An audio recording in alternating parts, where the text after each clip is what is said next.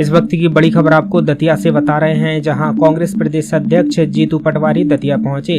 दतिया पहुंचकर कांग्रेस कार्यकर्ताओं ने जोरदार स्वागत किया। वहीं कांग्रेस के नवीन कार्यालय का जीतू पटवारी ने फीता काटकर शुभारंभ किया। वहीं नवीन कांग्रेस कार्यालय का उद्घाटन के पश्चात जीतू पटवारी ने प्रेस वार्ता आयोजित की। प्रेस वार्ता आयोजित करने के बाद वह मां पीताम्बरा पीठ पर दर्शन करने पहुंचे। उसके पश्चात रोड शो में शामिल होंगे। वहीं किला चौक पर आयोजित आम सभा को संबोधित करेंगे।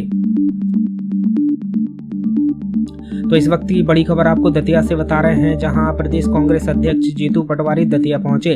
दतिया पहुंचकर कांग्रेस कार्यकर्ताओं ने उनका जमकर जोरदार स्वागत किया। वहीं संगीता लॉज के पीछे कौशल यादव के मकान में नवीन कांग्रेस कार्यालय का फीता काटकर उद्घाटन किया। वहीं वोट अधिकार यात्रा में शामिल होंगे और रोड शो निकालेंगे। इसके पश्चात जन आम सभा को संबोधित करेंगे।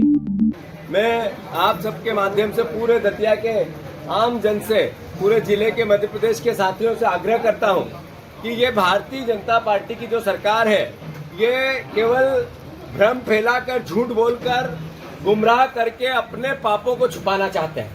आप देखो, इन्होंने बहनों से बात की कि हम आपको 3000 रुपया देंगे, 1200 रुपये दे रहे हैं। 1800 रुपये की बहनों की, लाडली बहनों के पैसे की चोरी कर रहे हैं पिछले 2 साल से। इन्होंने किसानों को कहा हम 2700 के गेहूं का दाम देंगे, दे रहे हैं 2200-2300 रुपए, यानी 300 रुपए की किसानों से गेहूं की चोरी कर रहे हैं। इन्होंने कहा धान का 3100 का दाम देंगे, 2200 दे रहे हैं। लगभग 1000 रुपए की धान की चोरी कर रहे हैं। 450 के गैस सिलेंडर आपको देने की बात कही थी। इन्होंने बात कही थी कि हम 5 लाख नौकरियां देंगे। मतलब जो बोला झूठ बोला। अब हम विपक्ष जब ये बात करते हैं कि आपने कैसा मध्य प्रदेश बना दिया। आपने मध्य प्रदेश में सबसे ज्यादा शराब की खपत होती है, सबसे ज्यादा ड्रग्स यहाँ बिकती है। मैं सभी पत्रकार बंधुओं को आग्रह करना चाहता हूँ, आप यहाँ दतिया के आसपास गली गली में शराब बिकती है, अवैध या नहीं बिकती है? मुझे बताओ। अगर मैं झूठ बोल रहा हूँ तो आप मुझे आगाह करो इस बात के कि नहीं भैया आप झूठ बोल रहे हो। तो क्या ऐसा प्रदेश चाहिए था हमें जिसमें सिर्फ नशा ही नशा बिके? इसके लिए 20 साल से बीजेपी की सरकार बनाई। अगर मैं ये आवाज उठाता हूँ तो मुझे भारतीय जनता पार्टी टारगेट करती है, मेरे पे आरोप प्रत्यारोप झूठे लगाती है, अलग अलग तरीके से बरगलाती है। हमने कल एक प्रेस कॉन्फ्रेंस ली, उसमें हमने कहा कि ओबीसी का आरक्षण कांग्रेस पार्टी लेके आई थी, कमलनाथ जी लेके आए थे। हमने उसमें सीधा कानून बनाया। भारतीय जनता पार्टी ने 100 करोड़ रुपए ओबीसी आरक्षण को रोकने के लिए वकीलों को दिए। अभी पिछले 8 अगस्त को इन्होंने एक एफिडेविट दिया, अनुराधा मिश्रा एक वकील की पीएससी की, और कहा कि ओबीसी के कानून को रद्द करना चाहिए। एफिडेविट देके पीएससी के माध्यम से इस सरकार ने लगाया। जब हमने कल इसकी पीसी ली, प्रेस कॉन्फ्रेंस ली और इनका पाप प्रदेश के सामने लाए, तो इन्होंने आज आवेदन किया और कहा कि हमने जो एप्लीकेशन दी थी हम वापस माफी मांग के लेना चाहते हैं।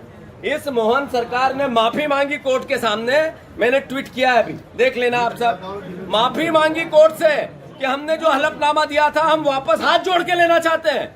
मैंने कल कहा था प्रेस कॉन्फ्रेंस लेके आपके ऊपर से देव आएंगे और ओबीसी के आरक्षण में आप बाधक बन रहे हो, आपको हटना पड़ेगा। और आज ऐसा ही हुआ कि उन्होंने वापस ली।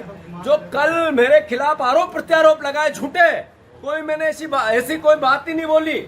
मेरी माताएं बहनें, उनके सर में, पैरों में सर रखकर मैं प्रणाम करते हुए उनके हित और अधिकार की लड़ाई लड़ता हूं, लड़ता रहूंगा, बिना डरे लड़ूंगा। मैं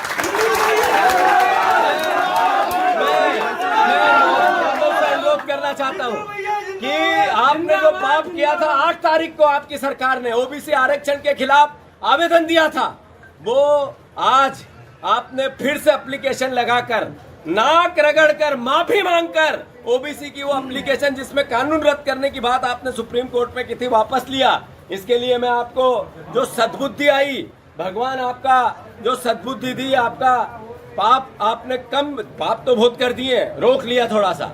मैं फिर से, हम अब विपक्ष की आवाज उठाते रहेंगे। वोट चोरो, वोट चोरो, ये आवाज लगाते रहेंगे। मैं फिर से सभी पत्रकार बंधुओं को धन्यवाद देता हूं। मैं आग्रह करता हूं, मैं बहुत लेट हो गया हूं, कम से कम 5 घंटे लेट।